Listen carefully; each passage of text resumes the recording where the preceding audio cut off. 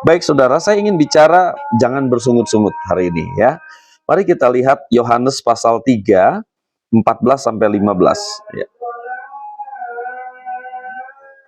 Yohanes pasal 3, 14 sampai dengan 15. Saudara, ini kan peristiwa Musa ya, tapi ditulis dalam perjanjian baru. Yohanes yang ngomong ya. Coba perhatikan apa yang Yohanes bilang. Dan sama seperti Musa meninggikan, aduh, mau bersin sudah. Ya, ya. Maaf saudara ya. Sama seperti Musa meninggikan ular di padang gurun ya. Demikian juga anak manusia, siapa anak manusia saudara? Yesus harus ditinggikan. Saudara perhatikan bahwa di sini di ayat 14 ini ada satu perbandingan antara ular yang ditinggikan. Ini maksudnya patung ya, patung ular dari tembaga yang dibuat oleh Musa, saudara ya. Nanti saya kasih tahu ceritanya. Bagaimana ada ceritanya kok ada patung ular harus ditaruh di atas gitu, saudara ya. Bagaimana ceritanya? Nah, di sini dikatakan sama seperti Musa meninggikan ular tembaga di padang gurun, demikian juga anak manusia yaitu Yesus harus ditinggikan. Nah, kita harus tahu ceritanya dulu, saudara. Yang dimaksud ular tembaga ini ditinggikan ini apa? Ya, apa penyembahan berhala ini? Kadang-kadang kita sepintas melihat seperti menyembah berhala ya. Bukan begitu, saudara. Mari kita lihat Bilangan 21 ayat 4 sampai dengan 6.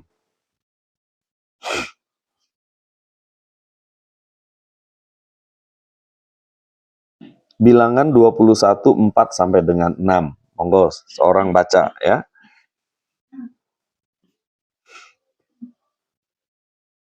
Bilangan 21 ayat 4 sampai 6. Setelah mereka berangkat dari Gunung Hor, berjalan ke arah Laut Teberau untuk mengelilingi tanah Edom, maka bangsa itu tidak dapat lagi menahan hati di tengah jalan.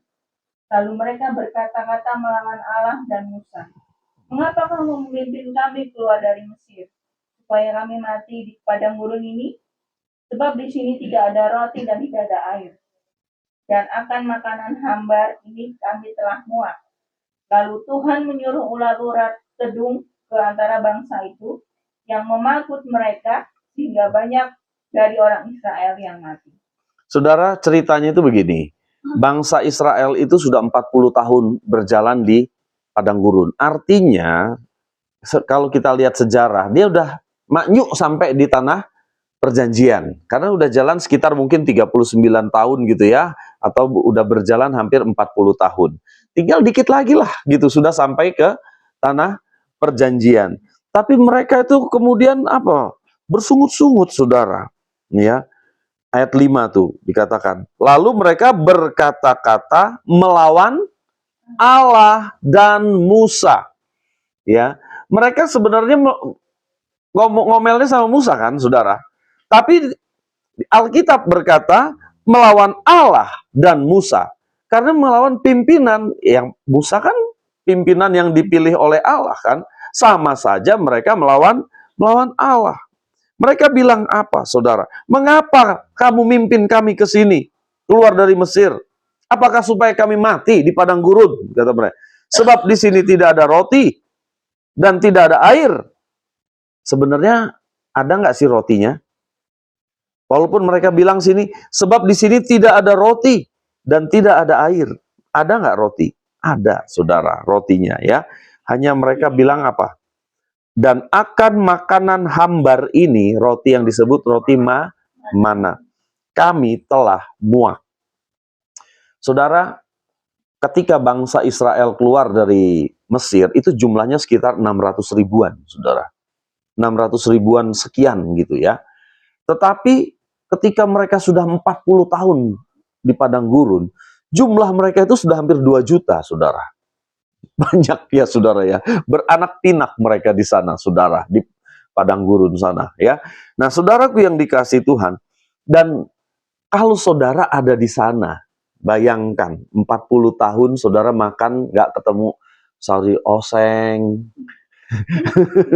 Saudara nggak ketemu lodeh. Ya toh. Wah, stres dong, saya nggak ketemu arem-aremnya Bumin aja wes. Kangen. Iya toh. 40 tahun, saudara. Mereka makannya roti mana? Iya, saudara. Satu sisi seharusnya kita bersyukur karena nggak ada warung di sana. Kalau nggak kan mati kan. Tapi saudara, mereka rupanya sudah bosan makan roti hambar ini, kata mereka. Ya, saudara yang dikasih Tuhan, makanya dia kemudian bersungut-sungut. Ya, bersungut-sungut selama hampir 40 tahun itu, saudara ya. Saudara, sebenarnya kalau diperhatikan catatan Alkitab, karena saya nggak tahu ya saudara ya, apa kan perjalanan 40 tahun bangsa Israel itu kan tidak dicatat semuanya ya saudara, per hari, nggak ada diari per harinya kan. Tetapi kalau saudara mencatat, melihat perjalanan bangsa Israel selama 40 tahun itu hanya 14 kali dicatat Alkitab mereka bersungut-sungut. Sebenarnya nggak terlalu banyak ya saudara ya, tapi mungkin ada hal yang nggak dicatat juga nggak tahu saudara. Nah, saudara berapa kali bersungut-sungut? Dalam seminggu inilah, seminggu. Enggak pernah ya? Enggak ya? Bersungut-sungut apa mas bahasa Jawanya? Gersulo. Gersulo, gitu saudara ya. Ya, bersungut-sungut gersulo.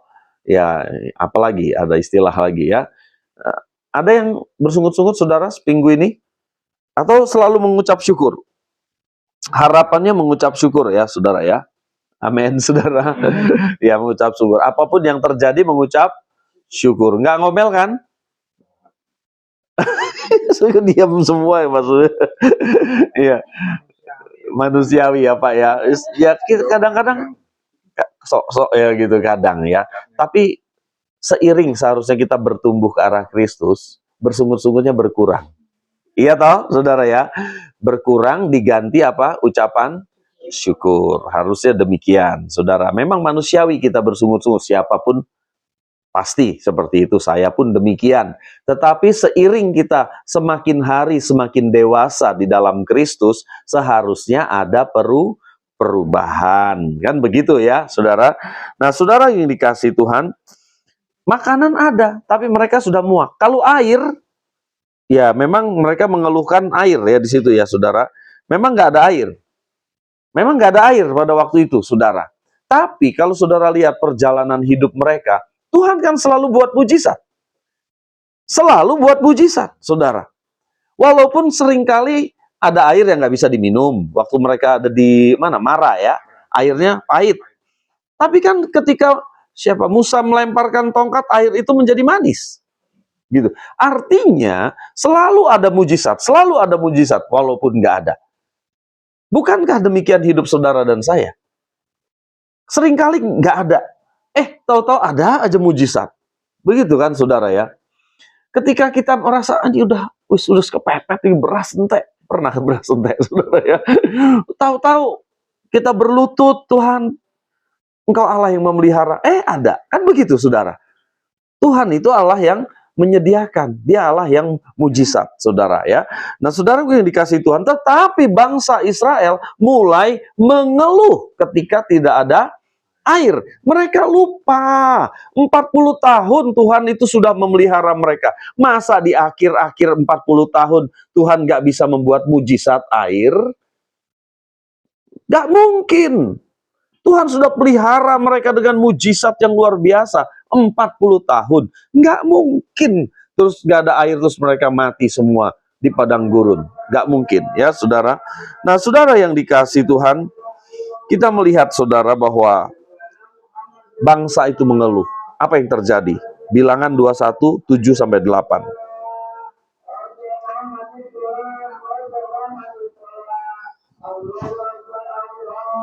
Tadi kita sudah baca ya, bahwa ada ular-ular itu ya, saudara. Jadi Tuhan marah ayat ular tedung memagut bangsa Israel karena mereka bersungut-sungut. Banyak ular keluar, ular tedung, terus mereka banyak yang mati, begitu ya, saudara ya. Nah, sekarang kita lihat ayat 7-8. Bilangan 21, 7-8.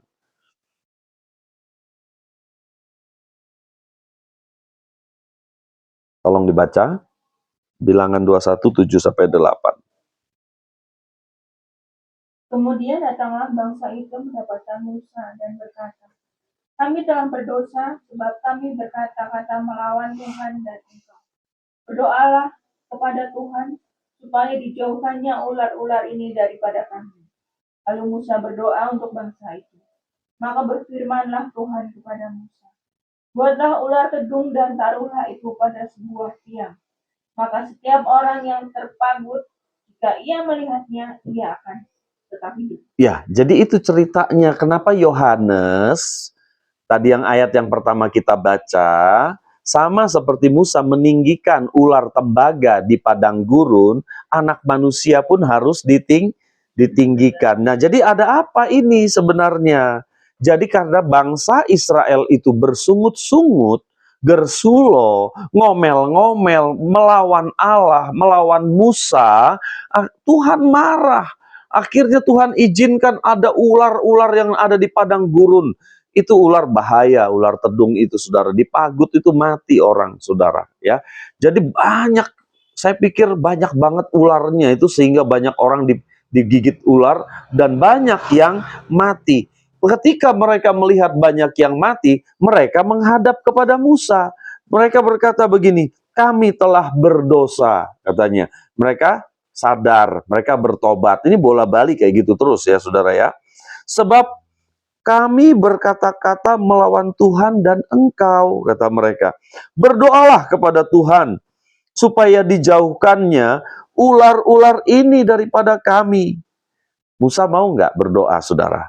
Mau. Lalu Musa berdoa untuk bangsa itu. Tapi saudara, ketika Musa berdoa, apakah Tuhan langsung menjawab dan tiba-tiba ular itu pada pergi? Enggak. Tuhan enggak langsung menjawab Musa, saudara. Ketika Musa berdoa, Tuhan dengar. Tapi Tuhan punya cara yang unik. Tuhan punya cara yang unik. Tuhan bilang sama Musa begini, buatlah ular tedung dan taruhlah ular tedung dari tembaga. Dan saudara baca ayat selanjutnya itu dari tembaga, ya. Buatlah ular tedung dan taruhlah itu pada sebuah tiang. Maka setiap orang yang terpagut, lagi sekarat, mau mati, gitu ya. Jika ia melihatnya, melihat apa itu, ular itu, yang dari tembaga, ia tetap hidup, alias dia sembuh, dia pulih. Begitu, saudara ya. Akhirnya, saudaraku yang dikasihi Tuhan, Musa dalam keadaan bangsa Israel sedang kesakitan, ada yang sekarat, ada yang sudah mati, saudara. Dia buat ular tembaga dari ular tedung dari tembaga, saudara. Kemudian dia taruh di atas tiang. Dan bangsa Israel harus menatap itu. Di tengah-tengah mungkin banyak ular di sekelilingnya. Ya, saudara. Mereka harus fokus kepada ular tedung yang dibuat oleh Musa, yang dibuat dari tembaga itu. Dan ketika mereka memandang ular tedung dari tembaga itu, mereka sembuh, saudara.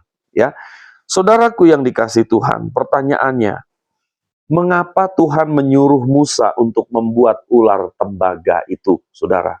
Ya, saudaraku yang dikasihi Tuhan, ketika bangsa Israel melihat ular tembaga itu, mereka mulai sadar bahwa mereka memang seperti ular itu wataknya.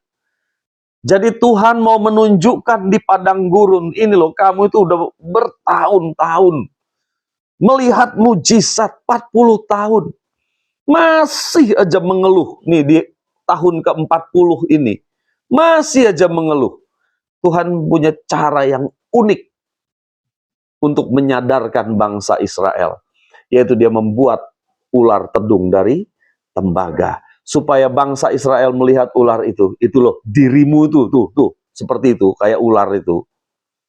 Karaktermu yang jelek tuh seperti itu. Tuhan mau kasih tunjuk seperti itu. Makanya nggak heran, saudara, Yohanes Pembaptis di dalam perjanjian baru, dia berkata kepada orang Farisi, dikatakan apa, saudara? Hai kamu keturunan lah, itu loh, saudara. Jadi saudara lihat ada hubungannya sebenarnya ini. Ya, saudara, hai kamu keturunan ular beludak, katanya. saudara. Jadi saudaraku yang dikasih Tuhan, bangsa Israel tuh melihat, oh ya aku koyong lono, aku seperti ular itu, katanya ya. Nah saudara, dari pertama ular itu kan yang menggoda Hawa ya, yang membuat jatuh dalam dosa, saudara ya. Nah saudaraku yang dikasih Tuhan, jadi Tuhan mulai menyembuhkan bangsa Israel. Nah sekarang selanjutnya saudara, apa yang ingin saya sampaikan? Bagaimana mengatasi masalah bersungut-sungut ini, yang suka mengeluh ini, saudara ya. Bagaimana cara saudara mengatasi? Karena kita manusiawi, katanya manusia. Ya masih suka ngomel, suka bersungut-sungut, ya oke lah. Semua orang seperti itu. Tapi kan harus diatasi kan ya. Paling tidak saya katakan tadi, semakin hari kita makin ada perubahan. Ya perubahan. Yang pertama, saudara, harus berpegang pada firman Allah. Filipi 2, 14-16. Filipi 2, 14-16. Tolong baca ini.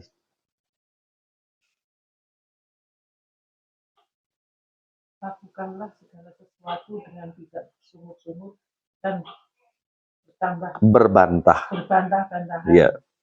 supaya kamu tiada beraib dan tiada bernoda sebagai anak-anak Allah yang tidak bercela di tengah-tengah angkatan yang bengkok hatinya dan yang sesat ini, sehingga kamu bercahaya di antara mereka seperti bintang-bintang sambil berpegang pada firman kehidupan, agar aku dapat bermegah pada hari Kristus, bahwa aku tidak percuma berlomba dan tidak percuma bersusah-susah. Iya, terima kasih. Saudara perhatikan ayat 14, kemudian perhatikan ayat 16. Ayat 14 dikatakan, lakukanlah segala sesuatu dengan tidak bersungut-sungut dan berbantah-bantah. Berbantah-bantah itu bagaimana ya, saudara ya? Iya, debat, berantem, cekcok. Jadi udah jelas ya saudara, Alkitab katakan, kalau saudara melakukan segala sesuatu itu kan apa aja toh saudara. Ya, misalnya Natal, ada panitia nih, Paskah, ada panitia, kebaktian Padang, retreat, apa wae saudara. Kan pasti ada panitia bekerja bersama ya. Coba kalau kita mau terapkan ya, lakukanlah segala sesuatu dengan tidak bersungut-sungut.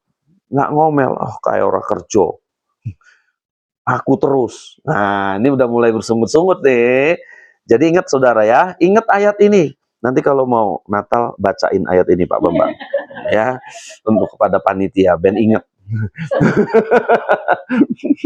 Iya saudara. Dan berbantah-bantahan. Jangan bersungut-sungut, jangan berbantah-bantahan. Terus makannya ayam wae ora. Pokoknya ikan. Yang satu bilang ayam, ikan, wis ora. Pokoknya aku aku nggak mau jadi seksi konsumsi. Mutung. Iya toh. Ini kan berbantah-bantahan toh, saudara. Karena kemauannya yang harus dituruti kan, saudara. Nah ini nggak boleh. Ya gini nggak boleh, saudara. Ya. Jadi Alkitab sudah jelas ngomong seperti itu, saudara ya. Nah, saudara, Tuhan bilang jangan bersungut-sungut, jangan berbantah-bantahan. 16, sambil berpegang pada firman kehidupan. Kenapa saudara nggak boleh berbantah? Kenapa saudara nggak boleh bersungut-sungut? Karena saudara harus berpegang kepada firman kehidupan, yaitu firman Allah. Iya toh saudara? Firman Allah ngajarin saudara untuk berbantah? Enggak. Bersungut? Enggak. Cobalah saudara perhatikan. Kalau saudara berbantah-bantah, ya saudara ya, berbantah-bantah, misalnya contoh tadi dah, panitia Natal lah misalnya ya, saudara, berbantah-bantah misalnya. Lama-lama kan saudara anyel kan? Iya enggak? Bu Broto berbantah-bantah sama Mas Wahyu. Misal loh, misal. Kan lama-lama anyel Bu Broto sama Mas Wahyu. Gitu saudara. Ada kebencian, lama-lama ada kepahitan. Betul kan apa enggak saudara? Berbantah-bantah ini nanti ujung-ujungnya pahit hati saudara. Ya.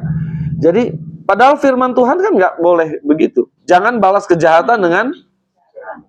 kejahatan dengan kebaikan. Ada kan tertera seperti itu saudara. Itu yang diajarkan firman kehidupan saudara. Kasihilah musuhmu, berdoalah bagi yang menganiaya kamu. Itu yang diajarkan firman Tuhan. Bukan ribut, bukan bertengkar, saudara. Iya kan? Jadi saudara, yang pertama, kalau saudara mau bertumbuh, tidak bersungut-sungut, pegang firman Allah dalam hidup saudara. Ya, pegang firman Allah, perkataan firman Allah. Saudara, mungkin saudara pernah berpikir nggak begini? Loh, firman Allah yang ngomong bukan Tuhan Yesus, sok firman Allah. Ini sih ngomong kan Paulus, dia toh. Berarti ini firman Paulus ini. Kalau Matius mungkin, wah ini Matius yang nulis, ini firmannya Matius ini. Iya saudara. Atau Yohanes Pembaptis ngomong, bertobatlah kamu sebab kerajaan Allah sudah dekat. Nah itu kan bukan Tuhan Yesus yang ngomong. Katanya ini firman Allah. Itu kan yang ngomong manusia. Manusia biasa, Yohanes Pembaptis. Saudara, Alkitab katakan ini, segala tulisan. Di dalam, apa itu? Timotius ya kalau nggak salah ya. Segala tulisan yang diilhamkan Roh Kudus untuk mengajar, apalagi tuh, saya agak lupa, mendidik ya, menyatakan kesalahan, itu semua firman Allah, saudara. Ya, jadi ada 40 orang yang menulis Alkitab kita ini. Dan mereka bukan Allah. Mereka bukan Allah, tapi mereka diilhami Roh Kudus untuk menulis itu. Paham ya, saudara? Dan apapun ilham yang dari Roh Kudus yang mereka tulis itu, itulah yang disebut firman Allah. Begitu loh, saudara. Walaupun perkataannya perkataan Musa, walaupun perkataannya perkataan Yudas, Yudas Iskariot mungkin ya, saudara. Jadi itu yang pertama, saudara harus berpegang kepada firman Tuhan. Yang kedua, mengucap syukur. Jadi kalau kita mau terbebas dari bersungut-sungut, kita harus mengucap syukur. 1 Tesalonika 5 ayat 18. Jelas ini saudara ya.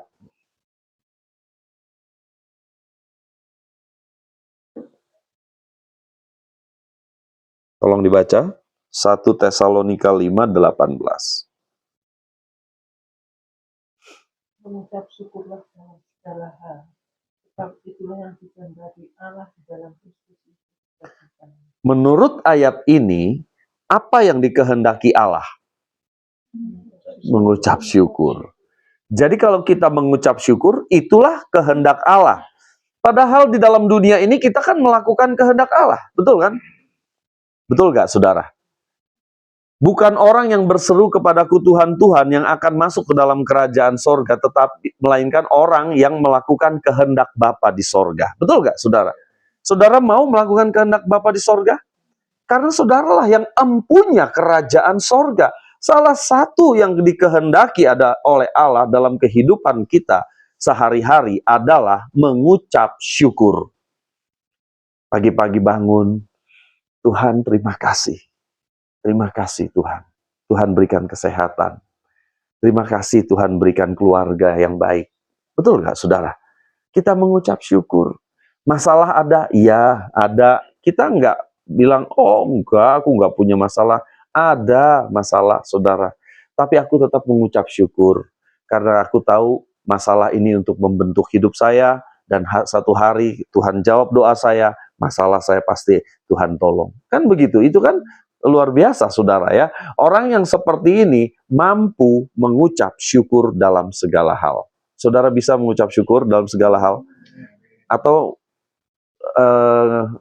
kalau dapat masalah ngomel? Lupa, Pak. Lupa mengucap syukur. Lali, ya. Spontanitas kan ya. Spontanitas ngomel, saudara ya. Spontanitas. Tapi hari ini, saudara, Tuhan mau ngelatih kita.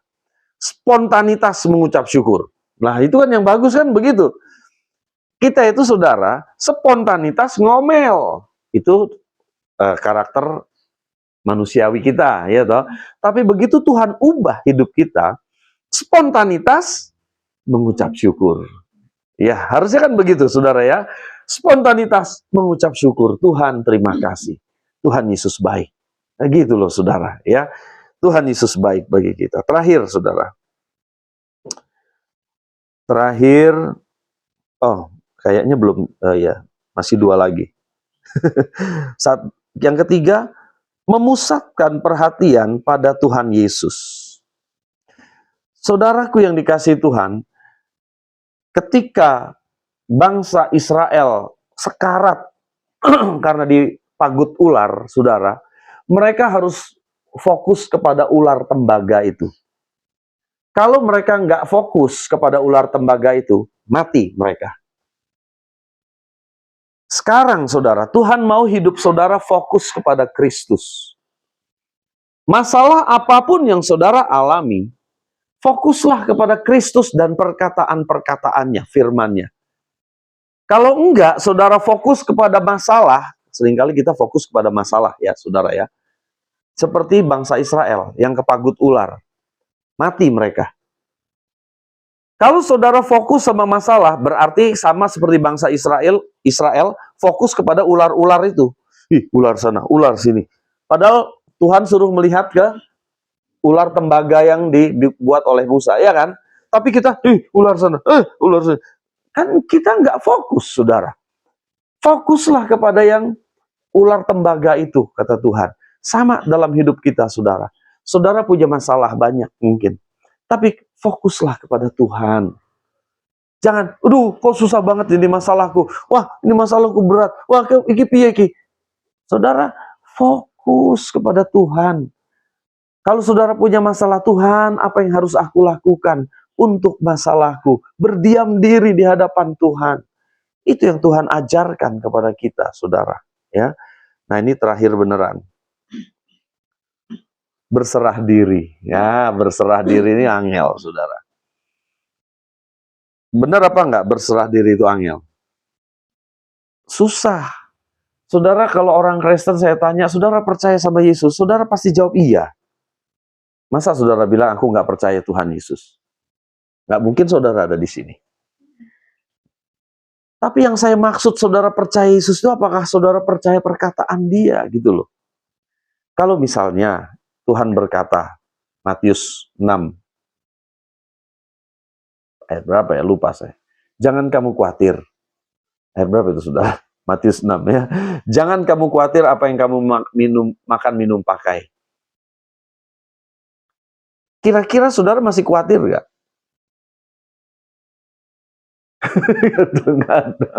Padahal kan jelas kan firman Tuhan katakan, makanya disinilah perlu yang namanya berserah. Tuhan, aku berserah. Aku percaya firman-Mu 100%. Enggak 99%. Aku percaya 100% Tuhan pasti pelihara hidup saya. Tuhan pasti menjaga saya. Tuhan bilang engkau menyertai saya sampai kesudahan zaman. Aku percaya kepada engkau Tuhan. Nah itu ya iman saudara. Ya, iman saudara. Nah kalau saudara orang yang beriman, saya percaya saudara nggak akan bersungut-sungut kok. Kenapa? Karena saudara orang yang percaya ya kepada Tuhan. Saudara punya masalah, ya memang aku punya masalah, tapi aku percaya Tuhan pasti tolong saya. Ayat terakhir. Nah ini dia. Kita mau lihat bangsa Israel kembali ya saudara. Bilangan 21 tadi 16-17.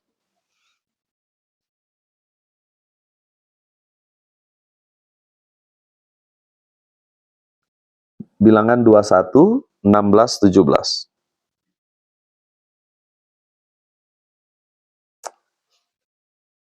Dari sana mereka ke Beer. Inilah sumur di mana Tuhan berfirman kepada Musa. Kumpulkanlah bangsa itu, maka aku akan memberikan air kepada mereka. Pada waktu itu, orang Israel menyanyikan nyanyian ini. Berbual-bualah hai sumur, mari kita bernyanyi-nyanyi, berbalas-balasan, karena sumur yang digali oleh raja. Perhatikan saudara, ketika mereka dipagut ular dan akhirnya mereka sembuh ya saudara ya, apakah di situ Tuhan kasih air? Kan mereka nggak punya air kan? Nggak di situ. Mereka harus jalan lagi sedikit, saudara, ke Beer. Beer apa Beer, ini nggak tahu bacanya, saudara ya. Artinya mereka nggak di situ. Mereka harus berjuang lagi menahan kehausan. Tapi Tuhan tahu mereka nggak akan mati, gitu ya. Sampai di Beer, Tuhan kasih mujizat, saudara. Ya, di situ katakan kumpulkanlah bangsa itu, maka aku akan memberikan air kepada mereka. Dan Tuhan membuat mujizat memberikan air kepada bangsa Israel. Saudara lihat bahwa Tuhan tidak pernah meninggalkan umatnya. Dan Tuhan juga tidak pernah meninggalkan saudara. Amin. Tuhan gak pernah meninggalkan saudara dan saya. Dia akan pelihara kita, saudara. Jangan bersungut-sungut. Dan perhatikan ayat 17. Pada waktu itu orang Israel apa, saudara?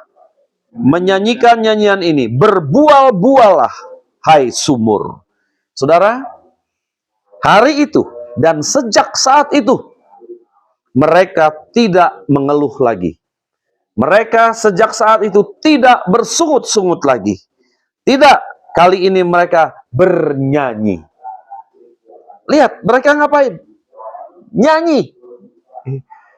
Yang tadinya bersungut-sungut, sekarang menyanyi.